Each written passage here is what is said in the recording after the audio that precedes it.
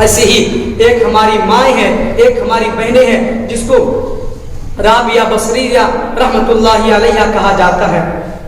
ان کے بزرگ میں، ان کی ولیہ میں کوئی شک نہیں ہے. میرے محترم، یہ چوتھے نمبر کی بہن ہوتی ہے. کتنے نمبر کی؟ چوتھے نمبر کی، اس لیے ان کا نام رابعہ رکھا جاتا ہے. باپ غریب ہے. ان کے گھر میں جب ان کی تاریخوں میں لکھا ہے، علماء کرام نے لکھا ہے، جب ان کی ولادت ہوتی ہے، رابعہ بصریہ کی ولادت ہوتی ہے، پیدائش ہوتی ہے، تو غریب کی، غربت کی یہ عالم ہے کہ اس کے گھر میں چراغ جلانے کے لیے تیل نہیں ہے. اس کے گھر میں چراغ جلانے کے لیے تیل نہیں ہے.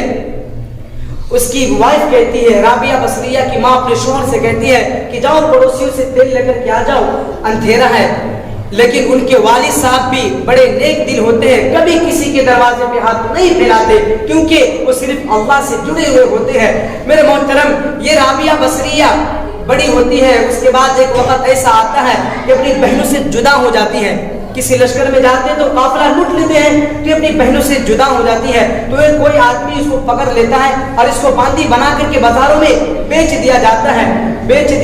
اس کے بعد یہ ایک آقا کے پاس کام کرنے لگتی ہے. ایک کسی کی باندھی ہو جاتی ہے، کسی کی غلام ہو جاتی ہے. اور اس کے جو آقا ہوتے ہیں وہ بڑے سخت ہوتے ہیں.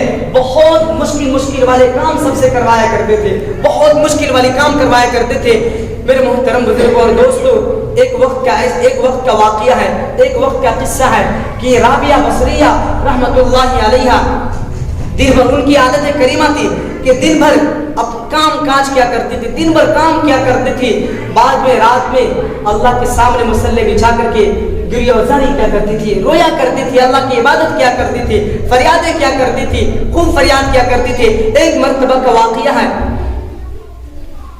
کہ اس کے آقا اس کو دیکھ لیتے ہیں، اس کے آقا اس کو دیکھ لیتے ہیں کہ رات میں چھت پہ کون عبادت کر رہے ہیں، رات کی تاریکیوں میں کون گریہ وزاری کر رہا ہے، اور خوب رو رہی ہے، اس دعا میں خوب رو رہی ہے اور کہہ رہی ہے، اے اللہ دن بھر میں تیری عبادت نہیں کر پاتی ہوں، میں اپنے آقا کی خدمت کرتی رہتی ہوں، ایک تیری عبادت کرتی ہوں، ایک اپنی آقا کی خدمت کرتی ہوں، دن بھر میں ٹائم نہیں ملتا. مولا کریم، اے اللہ مجھے معاف کر دے، رات کی عبادت کو قبول فرما لے. وہ دعائیں کر رہی ہوتی ہیں، دعائیں لگا رہی ہوتی ہیں، رو رہی ہوتی ہیں. اس طرف کو دیکھ کر کے اس کے آقا پریشان ہو جاتے ہیں کہ دن بھر اتنی عورتیں کام کرتی ہیں، باندھی کام کرتی ہیں، پھر رات میں یہ عبادت کرتی ہیں. جب دیکھتا ہے تو یہ رابعہ بصریہ ہے. اس کے بعد اس کے آقا اس کی اس رونے کی وجہ سے اس کو آزاد کر دیتے ہیں. کیا کرتے ہیں؟ آزاد کر دیتے ہیں. آزاد کرنے کے بعد کہتے ہیں کہ مجھے معاف کر دو، میں نے تم پر بہت ظلم کیا، میں نے تم سے بڑے بڑے کام کروایا، مجھے معاف کر دو اور تم یہ میرے ساتھ بھی رہو، آزاد رہو، تمہیں جیسا رہنا ہے، جیسی زندگی گزارنی ہے، تمہیں جو کچھ بھی چاہیے مجھے بولو، میں تمہیں عطا کروں گا. اب تم مجھے موقع دو خدمت کرنے کا. اب تک جانے میں ہم نے تم سے بہت زیادہ غلط کام کروائے، اب بھی تم مجھے موقع دو کہ میں تمہاری خدمت کروں. اس کو آزاد کر دیا جاتا ہے. میرے محترم، اس کے بعد زندگی گزر رہی ہے، شادی ہوتے ہیں. شادی ہو جانے کے بعد اپنے پتی سے کہتے رات میں کہ آپ کو میری ضرورت ہے. پتی کہتے کوئی ضرورت نہیں ہے. تو اس کے بعد رات بھر وہ دن اللہ کی عبادت میں مشغول ہو جایا کرتی، رات بھر اپنی اللہ کی عبادت میں مشغول ہو جایا کرتی. اتفاق کے بعد ایسا ہوتا ہے کہ اس کے پتی جوانی میں وہ بیوہ ہو جاتی ہے. رابعہ بصریہ رحمۃ اللہ علیہ جوانی کے اندر جو بیوہ ہو جاتی ہے، خوب اللہ کی عبادت کرتی ہے، رات دن گریہ وزاری میں مشغول رہتی ہے، خوب اللہ کی عبادت کرتی ہے، خوب اللہ کی عبادت کرتی ہے. اس کی عبادت اور اللہ کی محبت کا اندازہ آپ اس کے اس جملے سے لگا سکتے ہیں کہ اس سے کسی نے پوچھا کہ آپ کے دل میں شیطان کے لیے نفرت کتنی ہے، کیا آپ کے دل میں شیطان کے لیے نفرت ہے؟ تو رابعہ بصریہ رحمۃ اللہ علیہ نے کہا تھا، رابعہ بصریہ رحمۃ اللہ علیہ کہتے ہیں کہ میرے دل میں اللہ کی محبت ایسی سمائی ہے، اتنی سمائی ہے کہ اس دل میں کسی کے لیے نفرت ہی نہیں ہے. اور اللہ کی محبت کا اندازہ آپ اس جملے سے بھی لگا سکتے ہیں کہ ایک مرتبہ اپنے ہاتھ میں آگ اور اپنے دوسرے ہاتھ میں پانی کو لے کر کے جا رہے ہوتے ہیں. لوگ پوچھتے ہیں کہاں جا رہے؟ تو کہتے ہیں کہ اس آگ سے جنت کو جلانے اور اس پانی سے جہنم کی آگ کو بجھانے جا رہی ہو. لوگ کہتے کیوں؟ وہ کہتے اس لیے تاکہ لوگ جنت کی لالچ میں اللہ کی عبادت نہ کرے، یا جہنم کی آگ کے خوف سے اللہ کی عبادت نہ کرے، بلکہ شوق میں، محبت میں، عشق میں اللہ کی عبادت کرے.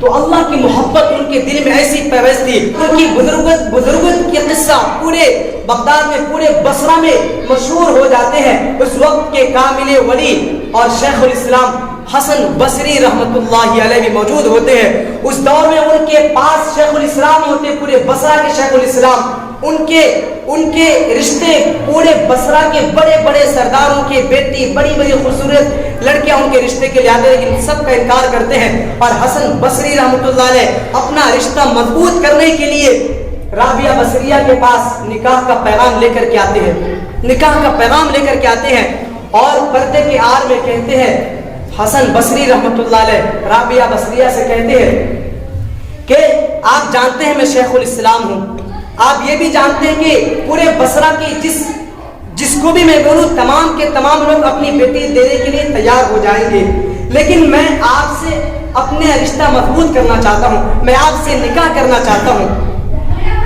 رابعہ بصریہ رحمت اللہ علیہ کہتی کہ میں آپ سے نکاح کر لوں گی، لیکن میرے 4 سوال کے جواب آپ کو دینے پڑیں گے، 4 سوال کے جواب آپ کو دینے پڑیں گے۔ وہ 4 کے سوال، وہ سوال جو ہوتے، بولیے پوچھئے، شیخ الاسلام ہوتے، کہتے بولیے انشاءاللہ میں دوں گا۔ تو کہتے کہ آخرت میں یا تو لوگ جنت میں جائیں گے یا تو لوگ جہنم میں جائیں گے، آخرت میں لوگ یا تو جنت میں جائیں گے یا تو جہنم میں جائیں گے، آپ مجھے بتائیے میں جنتی ہوں یا جہنمی ہوں؟ اس کے بعد کہتے ہیں دوسرا سوال ہوتا ہے کہ لوگوں کا نام اعمال یا تو دائیں ہاتھ میں دیا جائے گا یا تو بائیں ہاتھ میں دیا جائے گا، آپ مجھے بتائیے میرا نام اعمال دائیں ہاتھ میں دیا جائے گا یا بائیں ہاتھ میں دیا جائے گا؟ تیسرے سوال کرتے ہیں کہ لوگوں کے ترازو نیکیاں تولی جائیں گے، وزن کیے جائیں گے کہ اس کے گناہ زیادہ ہے یا نیکی زیادہ ہے، تو کسی کے نیکیاں زیادہ ہوں گی، کسی کے گناہ زیادہ ہوں گے، آپ مجھے میرے بارے میں بتائیے کہ میری نیکیاں زیادہ ہوں گی یا میرے گناہ زیادہ ہوں گے؟ اور چوتھے سوال کرتے ہیں کہ ہر ایک کو پل صراط کے راستے سے گزرنا ہے، نیچے جہنم ہے، کچھ کٹ کے گریں گے کچھ پار ہو جائیں گے، میرے بارے میں آپ بتائیے کیا میں کٹ کے گر جاؤں گی یا پل صراط کے راستے پار کر جاؤں گی؟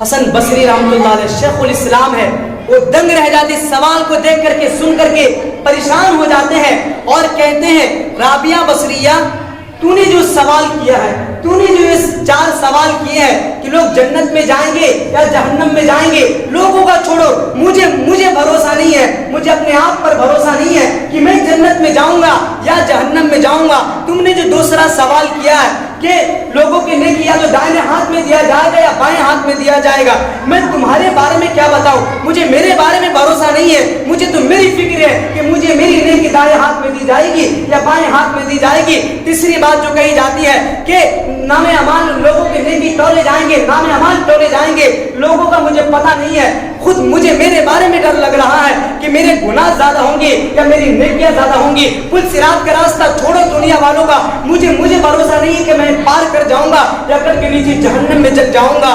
میرے محترم، وہ شیخ الاسلام کی اس جواب کو سن کر کے رابعہ بصریہ رحمت اللہ علیہ کہتی ہے کہ جب آپ یہ 4 سوال کا جواب نہیں دے سکتے تو یہ زندگی رہنے دیجیے، یہ زندگی آپ جائیے، اس کی ذمہ داری نہیں لے سکتے تو جائیے، آپ کسی اور سے نکاح کر لیجیے، آپ کو بڑی بڑی شہزادی مل جائیں گے، مجھے میرے ان 4 سوالوں کی تیاری کرنے دو۔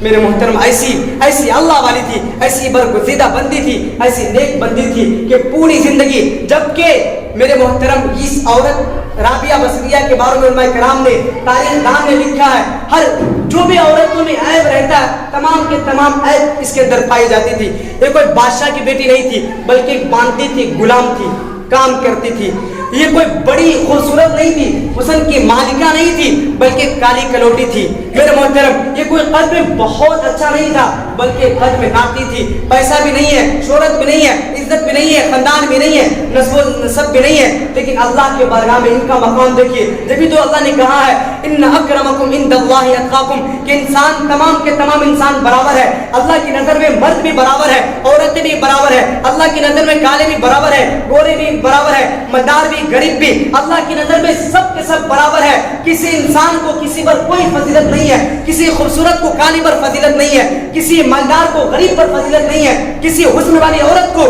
جو بغیر حسن والی عورت ہے اس پر فخر نہیں ہے, اس پر فوقیت نہیں ہے. اسلام اس چیز کا نام نہیں ہے, بلکہ اللہ کے نزدیک تو مقام اس کا ہے. ان اکرمکم عند اللہ اتقاکم, جو تقوی والی زندگی گزارتا ہے, جو رب کو راضی کرنے والی زندگی گزارتا ہے, جو عبادت والی زندگی گزارتا ہے, جو ریاضت والی زندگی گزارتا ہے, جو اللہ کو راضی کرنے والی زندگی گزارتا ہے, جو شریعت والی زندگی گزارتا ہے, جو حضور کی زندگی کو اپنی زندگی بناتا ہے, صحابہ کرام کی اتباع کرتی ہے, ایسے لوگ اللہ کے نزدیک صرف قابل اعتبار ہے, صرف قابل اعتبار ہے. باقی کوئی کسی کو, کسی انسان کو کسی پر کوئی فوقیت نہیں ہے, بلکہ صرف نیک لوگوں کی فوقیت تمام لوگوں پر. جو نیک لوگ ہوں گے وہ تمام لوگوں سے افضل اور اکرم ہوں گے. یہ کون کہہ رہا؟ اللہ تعالیٰ کہہ رہا ہے ان اکرمکم عند اللہ اتقاکم. تو آپ اپنی زندگی کو بھی سنوارئے اور اپنے گھر کی عورتوں کی زندگی کو بھی سنوارئے. آپ اپنی بھی فکر کیجئے اور آنے والی اپنی نسلوں, اپنے بچوں کو بھی فکر کیجئے. آپ بھی شریعت کے راستے پر چلیے, اپنے بچوں کو بھی شریعت کے راستے پر چلائیے. آپ بھی نماز کی پابندی کیجئے, اپنے بچوں کو بھی نماز کی پابندی کروائیے. آپ بھی شریعت کے ایک ایک احکامات پر, ایک ایک حکم پر, چاہے جو بھی ہو, شادی ہو, بیاہ ہو, کام ہو, کاج ہو, تجارت والی زندگی ہو, معاشرت والی زندگی ہو, لوگوں سے ملنا ہو, جلنا ہو, تمام کے تمام زندگی شریعت میں موجود ہے. اس کے مطابق آپ زندگی گزارنا شروع کریں گے انشاءاللہ. شریعت کے ایک ایک احکامات پر عمل کریں گے انشاءاللہ.